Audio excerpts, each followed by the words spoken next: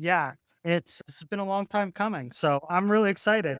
And I'm not a big person to engage on like Instagram or anywhere. I'm not like a big engagement guy, but like a lot of your thoughts and a lot of things that you put forward, especially when you talk about imposter syndrome and stuff, that's something that kind of like resonates deeply with me. Trying to gain ideas in order to hurdle those challenges. Yeah. Welcome to the show, Solo Spotlight. Shiloh, right? That's the proper pronunciation? Kenny. Shiloh Kenny? Okay, perfect. Just want to make sure I get it right before I start. I yeah, I brought you on the show to highlight what you're doing with the social media platforms, and also picking your brain for what your vision is, as well as talking about your experience in the Navy, your experience in terms of fitness and weight loss, as well as mental health and burnout and dealing with that type of stuff. Thank you. I appreciate it. I actually say, I don't say no. It's difficult to get me to say yes to a podcast or an interview because I'm painfully aware that if somebody delivers useful information, we're all still a series of mistakes away from being just as bad off as they are or as bad as we were. And being like constantly aware of that because of the toxic culture in coaching community and the fact that for a long time I didn't want to be associated with it. It's hard to get. The last dad podcast that I did, he was very persistent, and so are you. And that showed genuine interest in what I'm doing. And not, there's quite a few people that are just like, how can I help you monetize it?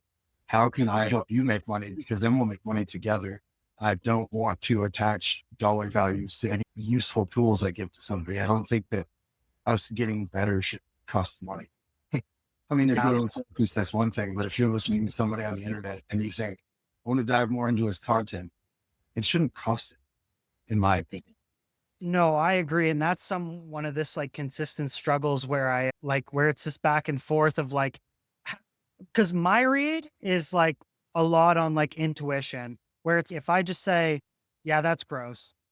Nah, I'm good. You know what I mean? So there, and don't get me wrong, I'm very novice in the fact that I haven't had like many people come to opportunities. I kind of want to start by building out this storyline. And I love to do this with guests I have on. And I coined it myself as I take these interviews through a bell curve, right? So we start off, we break the ice, and then we get into the building up this character or persona. And I say persona because sometimes with content creation, some people have to monitor that ego, right? Of am I like talking to people? Am I looking down and talking to them and being like, look, this is what I'm telling you to do. Why can't you do it?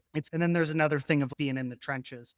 So it meant that any guy that I met, I automatically got attached to. I have three uncles. They're all amazing. I had father figures. The closest thing I ever had to a dad was my grandfather. It was my grandmother's second husband. He's from Puerto Rico. I used to get a lot of crap from people because they'd find out that my grandfather was black and Puerto Rican. And people just don't think hard enough to ask the question. So I experienced weird resistance from people not believing just the most basic part of my story at such a young age. And my grandfather's the one that taught me if you can improve the quality of somebody's life, if you can make somebody's day better with a simple compliment or a hello or a genuine, how are you doing? Like that stuff stuck with me forever. My grandfather, anytime we went to a grocery store, he just complimented everybody he saw. And I would always ask him, like, these beauty subjective, but not everybody looks the same. And you're telling everybody that they're amazing and beautiful. There's something amazing and beautiful about everybody. You have to find it and identify it. Some people never get that couple. And I do it very differently. That kind of always stuck with me is everybody's got a mess. I think that's one of the difficulties of me sharing things with people is I'm aware of their mess. Going all the way back to when I was a kid is I just got used to bottling things up. I spent a lot of time alone, like far too much time alone for such a young kid. I grew up behind a bar. Our low income housing was constantly having police go through it. And I was at a super young age when I like witnessed a sexual assault on the table and I was the one that called the cops. And I was just in such strange places at such a young age, growing up around biker culture, that I developed like the most unhealthy version of what a man is. And I always stuck with that until I'm a very different person today than I was 6 years ago. And I was loud and overly confident. And I was the prankster and I was the funny fat guy. So I developed that as a skin between me and everybody else because growing up around bikers, by gravitating towards the girls for some reason. I remember playing with Barbies and my favorite color was pink and being called every name that you could be called. They took away any kind of sense of manliness that a little boy has. And that always stuck with me. And I think eventually around high school, I started drinking and I ended up dropping out of high school and I developed this like tough guy persona. And it all came from not having any direction and kind of making it up. My grandfather was the one person that would call me on it. When I say I grew up in biker culture, it was like fully immersed. My mom was always around them. She's been fascinated by Harleys since the 70s. To this day, if my kids get a gift from her, it's possibly Harley related. There's good chance. Um, so that's the culture I came from. And I think until I was 11, I thought that's just what I have to be. I'm going to end up being a biker. My friends and I were called the little prospects and we wore cuts and it was like, that was my future. I was told that I was probably going to end up dropping out of high school, getting a girl pregnant or going to jail. And that was just a normal for me. And then dropping out of high school was like, okay, they're right. I am that piece of crap. And then when I decided to join the Navy, I weighed 340 pounds. And everybody's, you're a high school dropout. You just got your GED because I couldn't have it until I was 18. You weigh 340 pounds. How are you going to join the Navy? And then I kind of did it to prove everybody wrong. And I lost a ton of weight way too fast. In 6 months, I lost 140 pounds on an OptiFast diet. I went from this extreme, no boundaries, no guidelines, no structure to losing that amount of weight in such a short time that I didn't have time to adapt to like workout routines and waking up early and things that you Right. develop over time. Most people lose 100 pounds.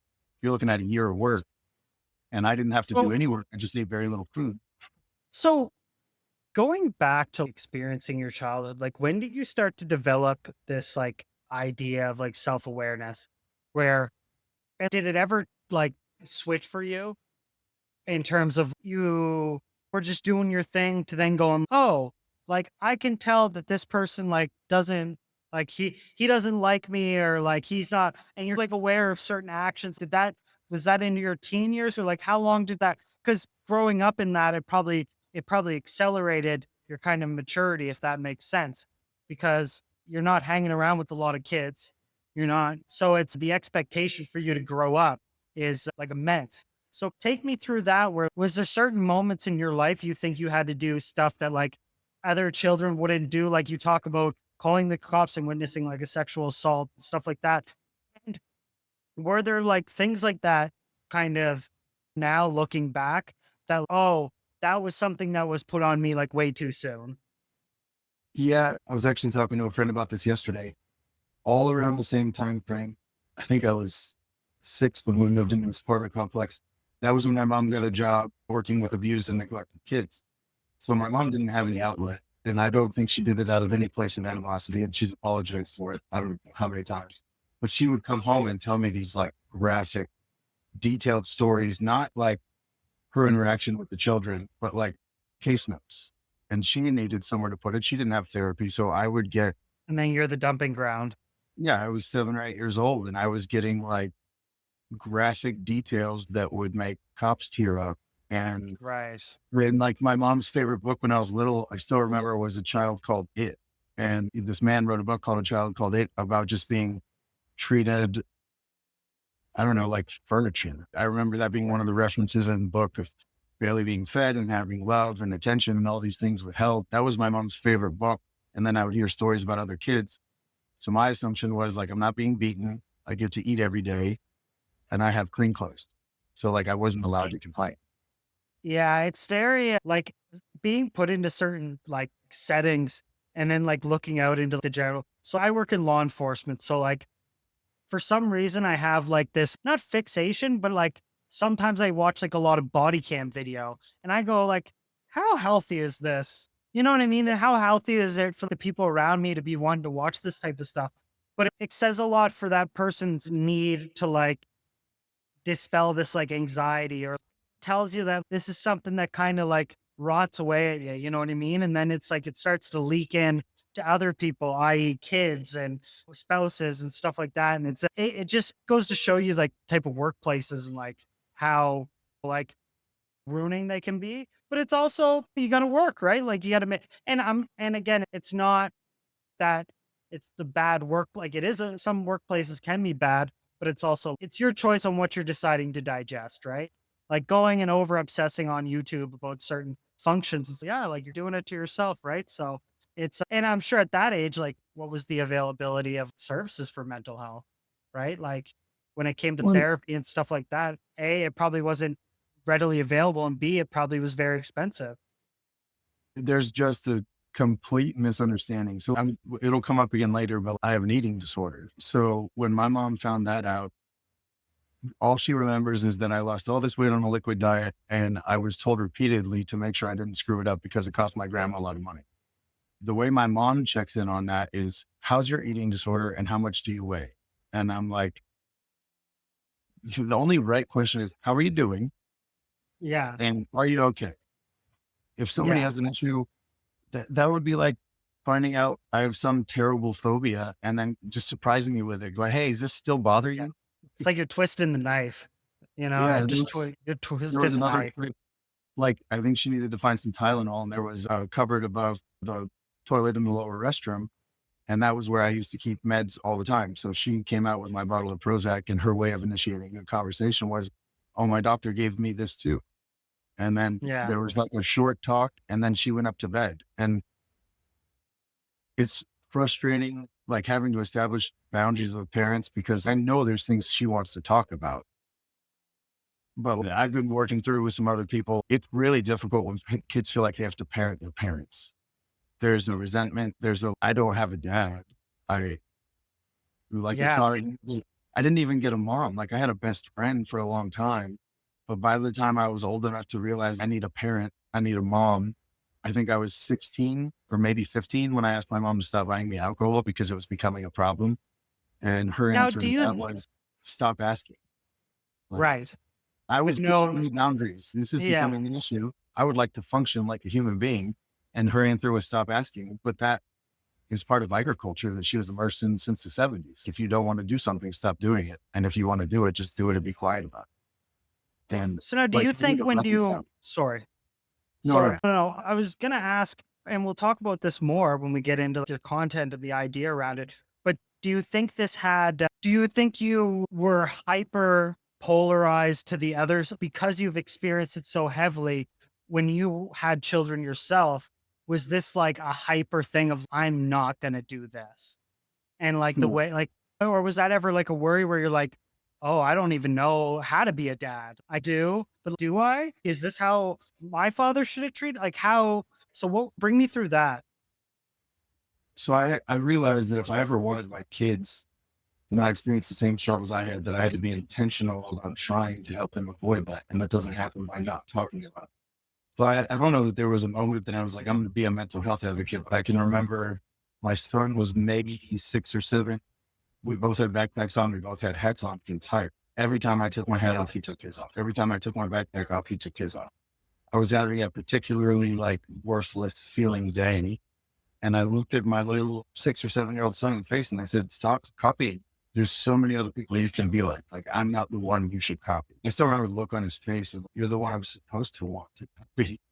Yeah, and you're like, There this was is the disappointment. And there was another time I was talking to a doctor. I had to do a screening for work, and his wall was covered in like cool memorabilia because he used to be a Green Beret. And I was asking questions, and then philosophy came up because my son and I were talking about whether or not water is wet. And for him, there's it's a no long answer. We're still discussion. talking about it. Yeah. He was like, is your son always interested in things like that? Or is that something that you push? And I said, I talk about things and I don't push anything. If he's interested, we continue the conversation. And some time went by and he said something else. And I just thought out loud, if my mom had been willing to read to me when I was a kid, when I would ask her all the time, would I have dropped out of high school? Like what kind of, even just as a student, if you don't think of me as a person in general, would I have still failed out of every grade that I ever did until I dropped out? Because my son is so smart and we're so alike. And that first, I remember the PA looked at me and he was like, I'm really sorry to hear that. And I didn't realize that I had this like earth shattering bummer confession in front of him. I was just thinking out loud. And there's been times Yeah. where I had moments like that and the look of like pity from people. is why I decided I was going to share my story intentionally on my terms. Because I didn't like those accidental spills where you're like, oh, I'm very exposed right now. And do you think it's a different, like, it's, I was speaking with a guest that I had, Jeremy McPherson, and he went through a 2-year process through sobriety and weight loss. And I posed the question of, did you find that the conversations around you changed when you made changes? So instead of someone going, hey man, you really need to like, you got to stop smoking a pack a day or whatever it is, right? And you got to do this, where then it turned into, oh man, good for you. What are you eating? Oh, what are you doing? What are you working out? Where it didn't become like this, but it's very interesting on how you're perceived, right? And the choice to say, I'm either going to champion it or I'm going to let people like strike me. It's a very like, and some people like it's, I don't know. I don't really know how I worded it, but it was just one of those things of, did you notice like the discussions or like the type of context that you were having conversations changed to more of like supportive than when it was of like, hey, you should really be doing this or you should really be doing this. So I treated myself so poorly for so long that when I decided that I was going to be intentional about not doing that, because like our kids follow our actions, we can say things to them all day long. It doesn't matter how many times we say it. If they don't see us practice it, it's not going to stick with them.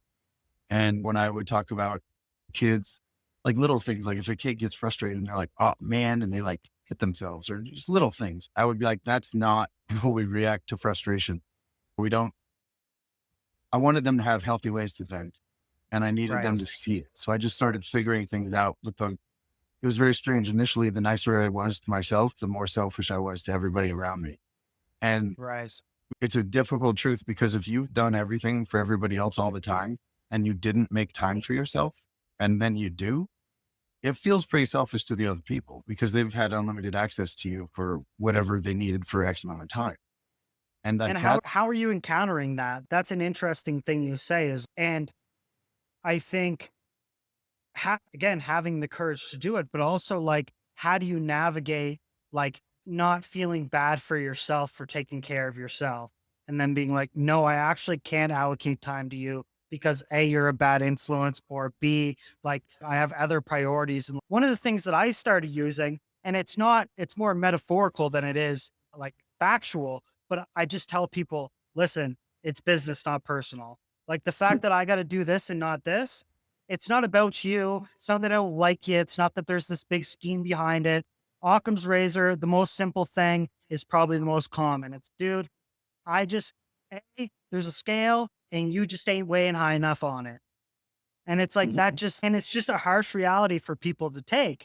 But it was something that I had to develop because it was like, people are going to eat away at me. If I let them, like, people don't know when enough's enough because you're the only threat, like, you're the only one to monitor that threshold. So you need to have some sort of ability to be like, all right, it's, so there wasn't enough. And I talk about it so comfortably that it can be off putting to people. But like suicide was a very real thing for me. It was a struggle. It's still something people don't talk about is if you've for more than 2 decades considered suicide as an option, passive thoughts are still an issue because we just developed patterns. And for a long time, it was like, okay, if I wouldn't hear this would be easier. Or if I hadn't done this, life would be easier for me. Or if I didn't act this way, they wouldn't feel that way. So that was so normal for so long that I didn't give a shit if I felt selfish. I really like it was right. do this so that in 2 years you're still here and your kids have a dad. It's like, I'm Or just trying to stay alive. because I've lost more than a dozen friends to suicide. There was a couple weeks back, I lost 3 friends from a single command. And so many of us had similar conversations and said similar things that there were so many times in my life that I was like, this has just been a thought pattern in my head since I was as sadly as young as I can remember. Being around the stuff I was around and starting smoking and drinking before I was old enough to even, I got busted with a pack of cigarettes and my mom made me write, I will not smoke till I'm 18. I wrote 100 times, I failed everywhere because I was so young. So I needed to give a shit about myself because nobody else was going to. Right. And unfortunately, that meant I lost a ton of contact with friends and family members that just didn't agree. And now, again, this was probably rooted in your childhood, but then going through the military for 11 years, involved in like submarine communications. What about that? Did that also wear on you, or was more of the distance and like the times apart? Like, where did that kind of go into everything, and did it build on just because you had more time with your own thoughts, or I had no idea of who I was. I had no sense of self whatsoever. So when I joined the Navy, I was in the military and that was my identity. And right? oddly enough, when I was in, I used to always think that I was going to go into one of the special programs. I put in no effort into it. It was unrealistic. It's nuts to think back. There was a point, so the Navy has explosive ordnance disposal. And there was a point in time where I called up the base EOD of my first command and I said, hey, I want to do this job and I can't do the test right now. I really want to do it. And they let me hang out with them for a while until ultimately I quit. And there's been such a pattern of starting and stopping and starting and stopping. That's why the underlying message is consistency. Whatever you do consistently over a long period of time, those patterns matter just as much as the passive negative ones that we developed over decades or years. And anything I could do to help people with that, I do my best because I stumbled into it. And even though sometimes we have to learn things through failure, we have to experience pain, if I can help some people avoid some of that, I didn't think I'd make it past 25. And the Right. fact that I'm still here, like I got hope and love tattooed on my knuckles because I needed the constant reminder and I needed to be readily visible and accessible. And that's only for me. Like it's a Yeah. reminder to people that even though I have tattoos, I'm not scary. They got to be able to read it first. But it was an invitation. It was a reminder and it was something for me because no matter what, if I feel like I lost it, I still have hope and love. And it might sound ridiculous, but stuff like that are things that I used to think sounded silly and stupid. And now I don't care what you have to do to feel better. If you can improve the quality of your life and it doesn't hurt anybody else, please do it. Yeah, yeah. So now getting out of the military, was there like an inception that brought this on where you just done your contract, or because I know it was like you were listed as what was it? You medically disqualified in 2018. So take me through that. Is this kind of where these like ideations of like suicide start to come on? Is this like a low point for you? And like where do you think was like the spot where you had that? I say, even though I'm not religious, I say like the come to Jesus moment where you're like, I can't do this no more. You know what I mean? Not in terms of like, I got to rebound. Like I got to, you know what I mean? I got to figure this out or I got to do something. Can you talk me through that? So my first 8 years in the Navy, I did security. I was a master of arms.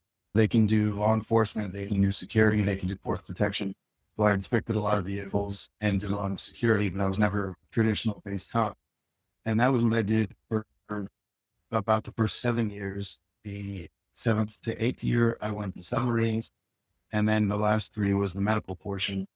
The whole first 7 years when I was security, I thoroughly didn't enjoy my job, but I didn't have any of those issues. Like even the ideations, those were a thing that I had considered normal for so long that it wasn't a concern. I didn't have panic attacks. I'm sure I had anxiety, but I wasn't aware of it, which is funny that you can have something forever and the second you become aware of it, shoot.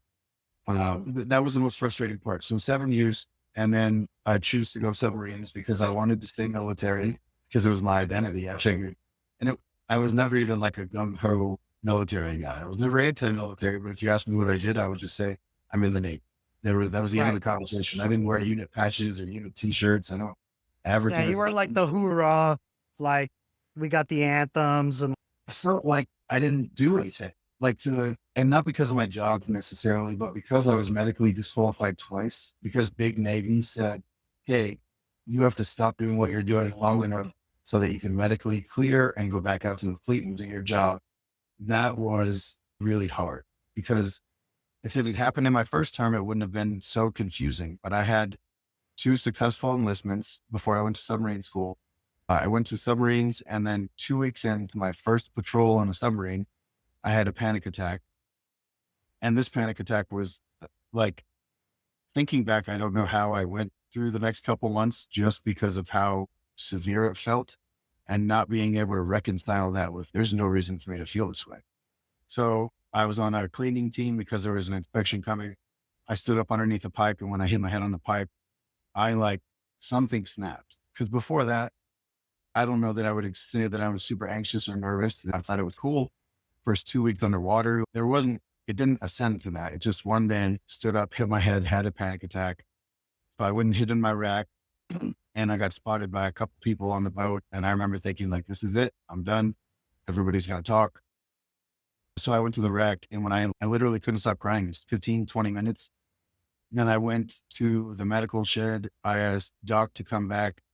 And when he came back, all I kept yelling is, I don't want to kill myself, because my fear was panic attack was going to make them think that it was some kind of chain of events. And I was like, I don't want to leave my first patrol 2 weeks in.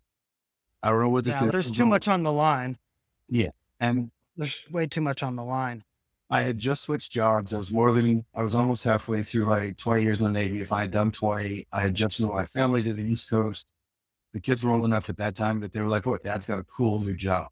And I couldn't even imagine what it would be like to go back and say, I tried, but it didn't work. Because at that point, Right. I was never told medically I couldn't do anything. I went on deployment. So I had a normal military career to that point. And then the panic attack happened. And I hid them. Like I didn't do anything. I didn't tell anybody about them. I sat with Doc until ultimately I calmed down. We decided it was concussion because he knew how badly I wanted to stay on the boat. If it didn't happen again, it was no harm, no foul. So I just hid them from that point forward. They were never quite as big. But I remember so we had to park in one parking lot and ride a bus down to where we could walk to the boat because there's a secure area. When I would do that, I would be on the bus going down to the pier. And the closer the bus got to the pier, the more I would get anxious, the more I would get panicked.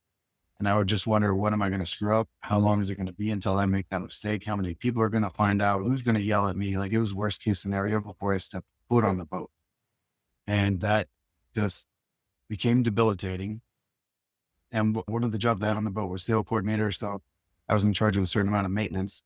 And I was doing what's called a controlled evolution brief. So there was some civilians, there's some crew, and then there's different departments for who's going to be affected in the evolution. I was trying to give this brief and I had a panic attack mid-brief. I ran to the bathroom, waited till it passed. And when I went back, somebody was like, we're going to have a conversation. And I went to medical. I think 72 hours later, I was pulled off the submarine. Within a week or two, she said, I apologize, but you're not going to be joining your boat. So I did 2 patrols with my boat. And then when I was supposed to go back out, I didn't get to. And just the kick on the way out, like, I don't know if my crew thought I was faking it, but when you're transferring, there's a different way you can do these eval processes. So I was with the opposite crew because there's 2 crews on the type of sub I was on. And it was like one of one. So we can write your eval. We can talk about what your jobs were and all these things. And then when I left, I got a letter of extension for a promotable eval for what is normal for welcome aboard evals. And that was the first time that I realized nobody cares if I can't fall in line. If I can't perform, the Navy doesn't want me here. So I went to the first round of therapy, and I remember doing everything I could to convince that therapist I was okay, because I didn't care about feeling better. I cared about getting out of her office, not having the attention. Like, that was all that mattered. And it was really difficult because, like, I didn't realize it at the time. And when the second time I went through therapy, that was one of the first things I led with was I did everything I could to convince you I was okay. Now I really have some stuff I have to work on, which is why that same therapist from the first round took me back the second time, because I ended up at the same hospital for that medical period. And I think I was one of the last patients she had. And she said that she had to do it because I tricked her the first time. Mhm. And that was one of the most helpful therapists I ever had, because she was honest and straightforward. And getting out, I felt like the biggest failure in the world. So that was a really dark time. And I would go to JBLM, which is one of the bases that's a couple hours away. And I would go there because it was one of the only places with an eating disorder group. And long before I cared about whether or not I was offensive, or it's not that I didn't care if I was offensive, it wasn't on my radar. Like, I just talked the way I talked, and I was in the Navy and I was on submarines. So if anybody's from that background, they understand that nobody worries about offending anyone. So we're up in one of these groups, and like, we were going around the group, and somebody was talking about how they wish they could put on weight and they wish they could do other things. And instead of having any compassion or empathy, I opened my mouth and said, I wish we could trade. And I almost got kicked out of the group. That was one of my first, like when I talk about, I've said a few times that I was not always a kind person, and I am the result of people that had a lot of heart and a lot of patience when they didn't have to. They had every reason to kick me out of the group. That person was very upset. And then they brought me back in and educated me on why that wasn't okay, what trigger words were and stuff like that. And I just learned how to be respectful of people by continuously making mistakes like that. And do you think that's like the hardest thing? Like for me, that's one of the hardest things I have to do now is have like this kind of shifting of gears and understanding like, yo, although like I am extremely aggravated, I have to understand like it all comes down to personal experience. Like maybe that person doesn't know. Maybe that person has like some underlying thing. Maybe they just had a bad fucking day. You know what I Yeah. mean? And I'm just the outcome of their shit day. And you just have to say, yo, you know what? We're just gonna tell this with my girlfriend all the time. We have a reset button. So if I put my finger on the table, it's reset. This is too out of hand and we're crashing out. And there's nothing. So it's like, yo, reset. We'll revisit this later. That is PC. Yeah. And we're both allowed to say, I'd rather not. Neither of us has ever done it more than once in a week. Something I'm learning more about, and I've talked a little bit about, is whether or not I might be on the spectrum. It's a really difficult thing for me to even, well, either way. Like Sometimes it's understanding like frustrating. emotions.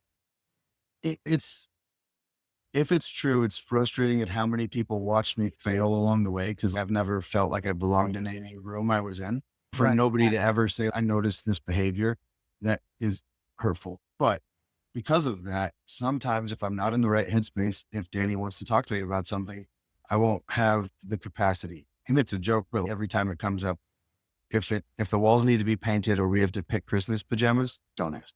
I will wear whatever you want. I will look at whatever you want me to look at. Yeah. It's There's too not many that I, options. well, and none of them are going to bother me. If you're happy, I'm Right. happy. It's not like that with everything, but for those two items, like you're good to go forever. And Yeah. that was when we came up with the I'd rather not. And it's funny because like between the two of us, we have 4 kids. 3 of them are girls. Even the girls make fun of like how much I talk about feelings. And sometimes it's fair for them to be like, hey, we've done that. Like we've been here for 20 minutes. Let's try something else. So you get Yeah. to say, I'd rather not. Yeah.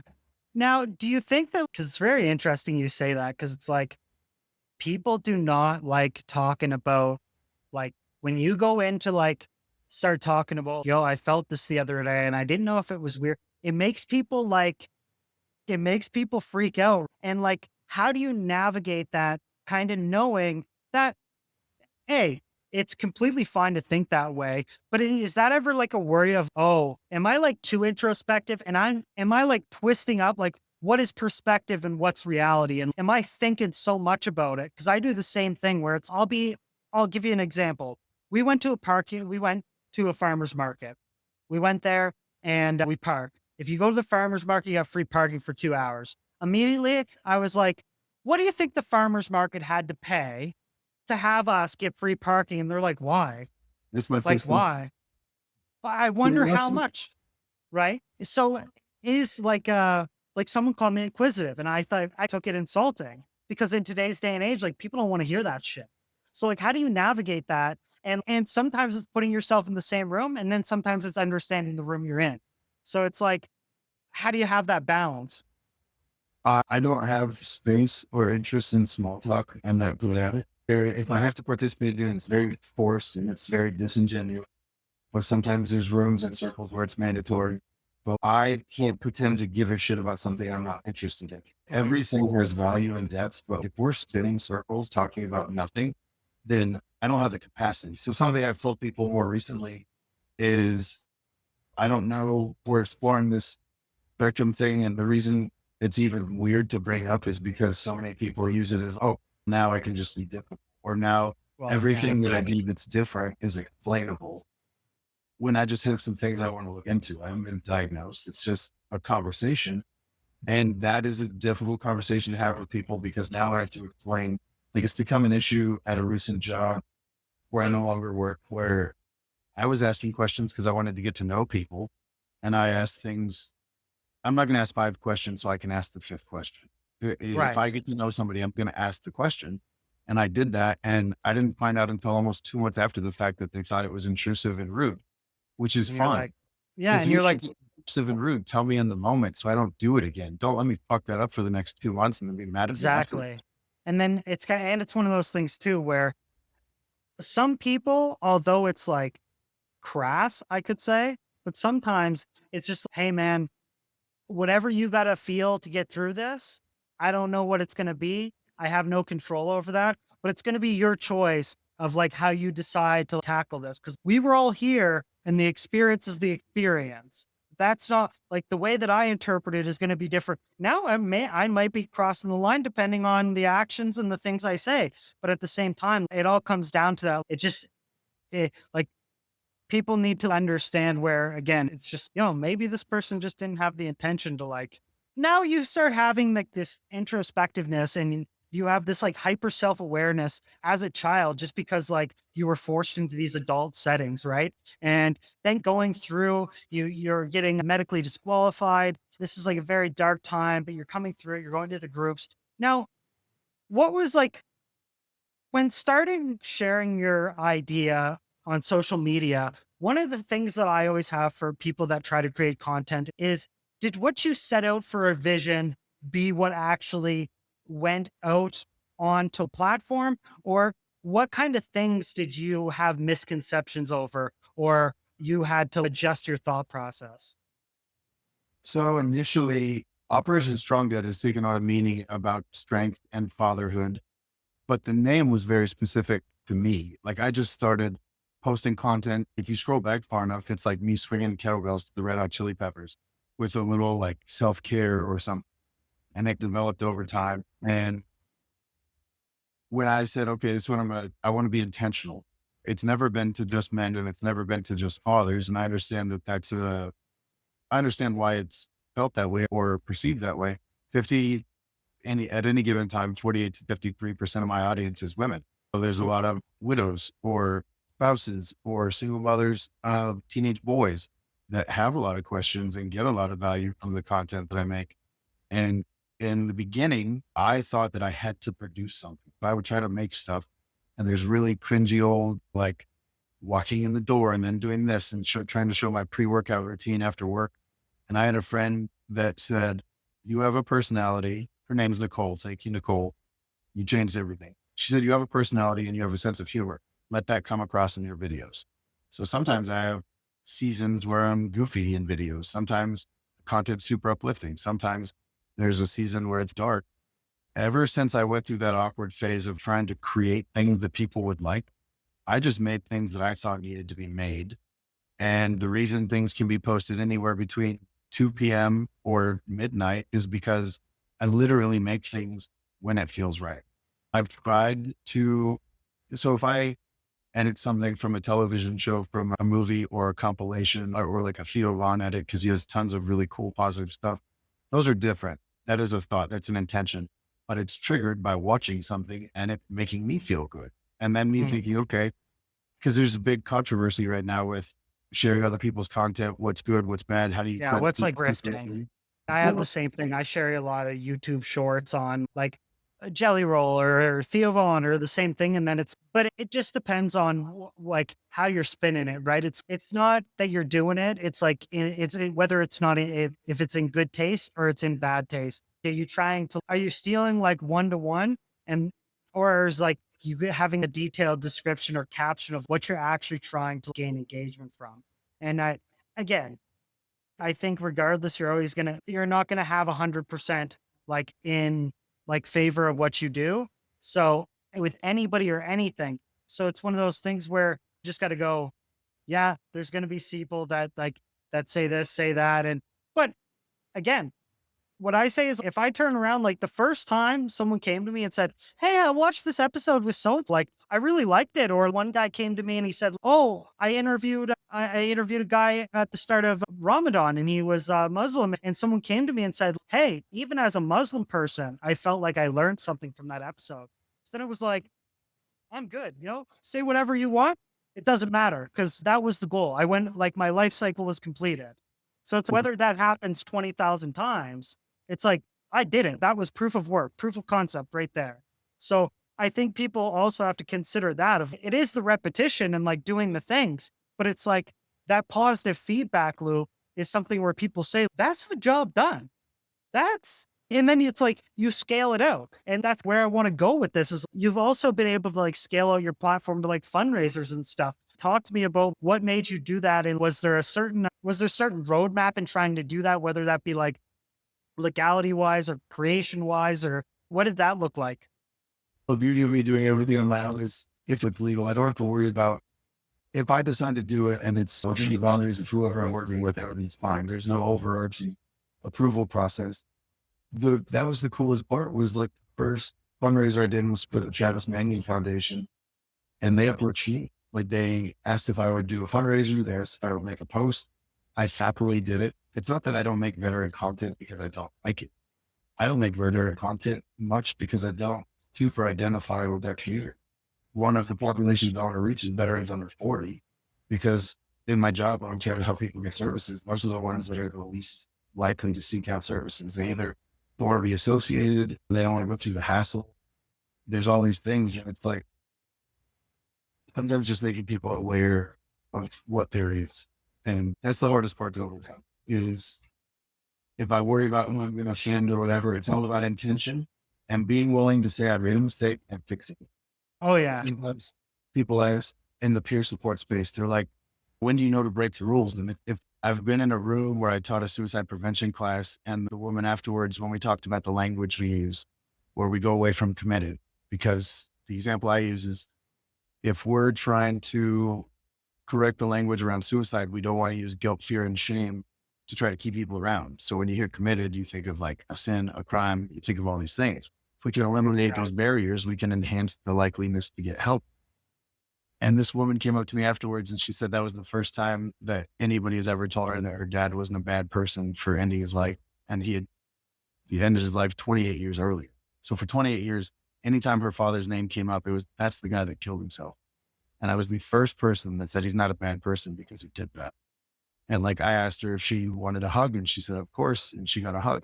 There was another time where a friend, a really good friend, he said that he was hungry and he was transitioning jobs. Most people will tell you, don't ever spend money on people. He was my friend and I didn't want my friend to be hungry. I didn't do it with any expectation of being paid back. None of it matters. It's not something that I advertise. It's just, there are specific examples of times where I've done things that I wouldn't normally do. And I just have to be aware of what might happen afterwards. So if you operate with intention and you're willing to say, I made a mistake and fix it, it's hard to go wrong. If you operate from that kind of honesty and just, I'm here to do my best. And that's how I do everything for Operation Strong. Do you find might ever hit the point where like you get over leveraged again, where then that ability to be selfish to yourself and your own journey kind of takes a hit? Like, is there ever that thought of if I scale up too much, is the plate going to get too small for? No, because the end goal wasn't for me to like, it's important that we all learn how to love ourselves and be nice to ourselves. Some people hear terms like that and they're immediately like checked out. They don't listen anymore. So that's why I use different language around stuff like that. Once I realized that more often than not, I didn't think I was a piece of shit. That meant that I got to be a better dad and I got to be a better partner. Danny Murray, after I was already starting to think in these new processes, having an open mind, decided to help different people. 6-7 years ago, I was a fairly conservative person and that wasn't by choice or education. That was because I was military and the thought was conservatives from the military. It was simply education. It's what works. I would, well, and like, I remember the first time I still went to church. I saw this couple, 2 women came up and they asked one of my best friends who was the pastor and they said, will you baptize us? And he said, I can't because you guys are still choosing to live in sin. And they walked away and I said, how the fuck could you do that to them? And he said, what do you mean? And I said, they've been here for 6 months. They've gone to parties. They've gone to people's homes. They've gone to other baptisms. They've done all these things. Have you ever walked up to them and said, you guys are making this choice and I don't agree with it? And he was like, they didn't end. And I said, so why would you let them? I couldn't fathom letting them like grow roots and get attached and feel like they were loved and cared for, to then find out we were just hoping he'd change the whole time. And stuff like that is why I deliver messages the way I do, and why I realized that I couldn't help some people and not others. And then when you look at the humanity of people, there's nobody that doesn't deserve the same love and compassion and empathy that everybody else gets. And that's another conversation that's hard to have with friends, because if for X amount of years you thought you were conservative and people would have these conversations and you Now go, your friend group completely changed too. well, Or in a way, I just don't like to, if you're not this, then you have to be that. I err on the side of what is fair for people. It, some of the stuff that they're dealing with, taking away groups that they're recognizing in suicide data collection, is like, if we want to reduce suicide, we have to pay attention to who's doing it, when they're doing it, why they're doing it. What were all the connecting pieces? We choose to say this entire group of people that we just got to good, healthy places with after decades of work to finally recognize them, to say you no longer exist. I always want people to know that when they're talking to me, I know I see them, I hear them, I'm with them. I don't care what they came with. If they have an issue, I'm going to do my best to help them get through it. And like those old experiences of seeing people that thought they had just genuine connection, to then find out if you weren't willing to play our game, we're not willing to actually help you. That also formed how I help people now. I don't care how people heal. If anybody gets something out of our time together, they came with it. I just showed them that they had it. And that is yeah. something most people aren't willing to admit, because if that's true, then what do I do? Anybody can go on this journey. Like, I always say to people, and it's not to sound like cocky or anything, because I use it as like an icebreaker with some people, but I go, if you don't like me, it's probably your fault. it is. It is. Because I literally give someone the shirt off my back at any time. So it's, you can't like, but it's something where you have to, there's an idea where it's, hey, if I'm not going to be my own biggest cheerleader, who is? And like at some point you have to say, okay, I'll give you an example the other day or just yesterday. I'm with my sister, I'm with my mother, and I'm with my girlfriend. We're at Costco. And my sister was asking me a question, but every time I would go to it, she'd be like, "Oh, don't put that in the cart," or "Oh, don't do that." And I said, "Hey, you know what? It's fine. We can have this conversation later." And my sister's challenging me. No, it's fine. Keep going. I'm like, no, what I have to say is actually like important to me, and I want you to hear it. So if you don't want, if you don't have the, if what we're doing here at Costco is more important than having this conversation, we can put this off to a side. But what you just did was rude as fuck. So I need to let you know that. And I'm a little bit like, I took exception to it, right? So we go through and like the whole time, all I'm looking for, just say, you know what, my bad. And it just didn't happen, right? But it was one of those things of, hey, I know I could just let this slide and we could just go do our Costco and pretend everything's hunky dory. But it's, listen, just like you wouldn't want that done to you, or you wouldn't want that happen to anybody else around you. Like some people have to be like at certain points, and it might happen to me, it might happen to you, it might, people need to be held like accountable and be like, hey, listen, like I don't subscribe to this. No, thank you. So but it's a hard balance of, I also want to be a nice guy and give people a space where there's no conflict, because I don't like conflict. So it's like, why would I go ahead and create it?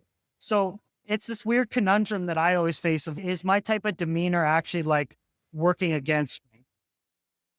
I don't think so. I don't think the wrong people end up in our lives unless we're faking who we are. And it's just a personal opinion. It's like one of the cheesy things that I'd say to people all the time that I really truly believe is, you're never going to be too much for the right people. But the hard part is, if you took your interaction, for example, if that happened with two different people, when people get frustrated with me, is if they came to me with that, I would say, okay, how do you know? Oh, I'll use this example. Yesterday, somebody posted this in a Facebook group. There was a woman in a parking lot. She was using her phone with the window down. The guy next to her had his window up. He rolled his down to say she had to roll hers up so he could have his window down and not listen. It went way out of control and out of hand. And it turned into, if you were raised this way and you followed directions, and it turned into this political argument. And I was the only one. She said, he's a lot older than me and I'm not young. And I was the only person, I didn't say it, but it's like, why are you immediately writing off like mental health conditions?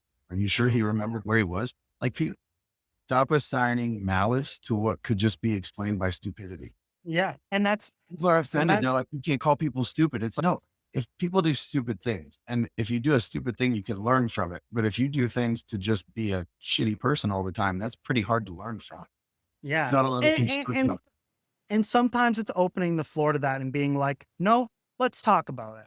I know this is contention and I know what conversation we're going to have is not going to be it's not going to be fun.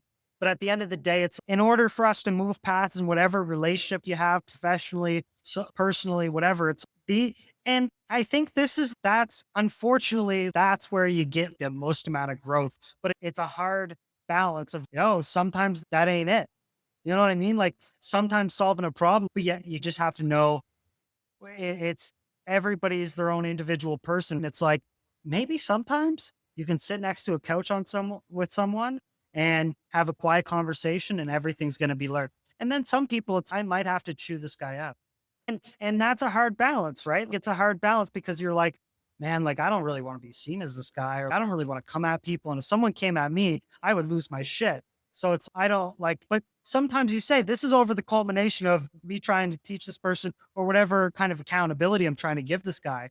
But it's hard, and it's hard having any sort of opinion and then like putting that in the lens of a 60-second video or a 30-second video and trying to translate your content well. And I think that's like a very hard balance. But looking over the course of like your next, say, 2 to 3 years, are there anything that you have on the horizon of stuff? I know a lot of people in your comments are like strongly advising you to start a podcast. What is what do you have in the horizon right now? So a podcast, a book, and some clothing is all projects that I've been thinking about working through and just doing creative stuff with for a while. The difficulty is I don't, I've attached myself to a lot of mentors that I thought I just do what they do, I'll be fine. And it's happened to me so many times. And when I watch them crash and burn, then I think anything that I got out of that was positive is now gone. Because whatever they did was bad. Now they're shooting people.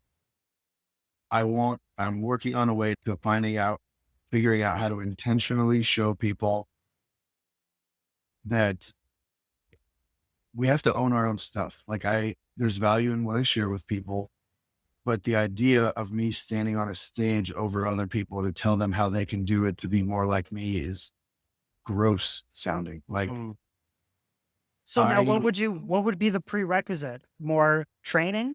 More like besides the degree, like obviously a doctorate, but it's like, how did Jordan Peterson go from like a dude that didn't talk to people to a dude how did he get there? Was it the ability to speak? Was it ability to articulate? There's so many different like things. And I totally agree with what you're saying. Cause it's like some people, the immediate question is, why are you talking like this? And what do you have to support whatever you're talking about? my least favorite videos start out with somebody next to an expensive car, kneeling, yelling at the camera.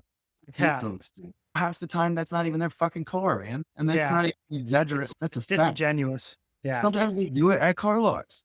They Right. pull it off to a corner, ask if they can check out the vehicle, film this 30-second short, and then they don't realize that there's a car tag sticker in the corner or something. And there is nothing to be had out of convincing people to like a version of you that doesn't really exist. That is the dumbest thing you can do. That's the biggest way that we can set ourselves up for failure. If you want people to like you and you want your value to be acknowledged when you walk in the room, be yourself and figure out who those people are that will help you grow. The next 2 to 3 years looks like me figuring out how to do that for people and making sure that there is never a point in time where I feel like I've figured it out. One of the other lessons that my grandfather gave me was if somebody were to describe somebody else as wise, that wise person is only wise because they still consider themselves a fool. If they're a lifelong student, they're still willing to learn. They never say, oh, I already knew that. They listen because perspective helps. Like even something that you're well versed in, another perspective, you might get more efficient or you might enjoy it more. So as long as I can figuring out how to go into it that way and not be too many talking heads on social media that think that they've figured it out and you do a 12-step process that you'll heal. When the reality is, if I got a bunch of people in a room, a handful of them would probably pick at a guitar. Some of them will go hiking, some would work out, and some would write. And that's all okay. What I made a video where I said, I don't give a shit if you do baby go yoga on the back of a Volkswagen. If it doesn't hurt anybody else, do it and stop worrying about what people think. So whatever way that I can encourage people to do that to the best of my ability, I will. I do know that there needs to be a bigger engagement piece because there has to be a payout eventually. People, if there's people that have been with me 2.5, 3 years, or they've been with me since the very beginning, I would think eventually, because I know I would want it in their position. When can we meet up? When can there be a workshop? And they will happen. But none, that is, as much as I wing stuff, that will be very intentional. Because And it I has to would, be well calculated, right? Because it's like when you look at it, it's now like now doing something like that. It's now I'm putting people on. Now I'm leveraging other people's time. And it's, I'll be damned if I start wasting people's time, let alone my own time. to the only reason that any monetary value would ever be attached to this stuff is because whether or not you and I want to charge money for our time and we don't, we think people could get access to information without being charged for it. It's an improves quality in their life. There's still the reality that it takes time away from our family. And that's the part that does require, in fairness to them, some kind of compensation. So the future will look like enhanced ways to connect and hopefully in-person events, and it's growing. It's to be Yeah, continued. for sure. And just wrapping this up on our conversation, like what do you think is one of the key like takeaways the audience can have from this episode in your mind? Healing doesn't look the way we typically think it does. Healing often looks like an understanding that life's still going to be hard and that we're equipped and strong enough to get. I think that some people think, okay, if I'll hit this finish line, I won't have any more difficult times. I won't have any more hard days. The arguments with my girlfriend will end. Eating disorder will disappear. Like, those are all still things that exist in the peripheral. There's no finish line that makes it go away. We bring that stuff with us. If there was a way for people to visualize it, it's like you walk through life with a backpack and every single day you pick up a pebble. No single pebble was incredibly heavy. There will be a day where your knees buckle and the backpack bursts and the stuff is everywhere. Where you can, what if we just exchanged them for new experiences or old experiences? So you have everything you have that you need to heal. It's just an understanding that it doesn't get easier. We just understand it and we're ready for it to the best of our ability. Very well said. And with that, that has concluded our episode. Thank you so much for joining me today. It's been a wonderful conversation. And I have a lot of things that I always look back on and reflecting. And I'm very happy to get the chance to talk to you. And I really know that the audience is going to get a lot of value out of this conversation. To our audience, let us know in the comments. What did you think about this conversation? What did you think about the experience you had with us? And as well, don't forget to check out Operation Strong Dad on Instagram, TikTok, I believe. What other platforms? Instagram, TikTok, Threads, and there's a brand new Facebook page. Initially, I was only going to do Instagram and I had no interest in growing in other areas, but yeah, now we're on all four. I say we, it's me. Now Yeah, I'm on all four. yeah, yeah, man. Is there anything else that's about it? I think when people walk away from this, they're like, what can I do? Be kind to yourself instead of nice to yourself. If we're nice to ourselves, we let us get away with a lot of shit. We're kind to ourselves. It means that we understand we have shortcomings, but we're still honest and we can have some constructive criticism for ourselves. There's a balance. Healed doesn't mean we get away with everything forever. Of course. Thank you very much for coming out. And this has been Solo Spotlight with Ryan MacDougall.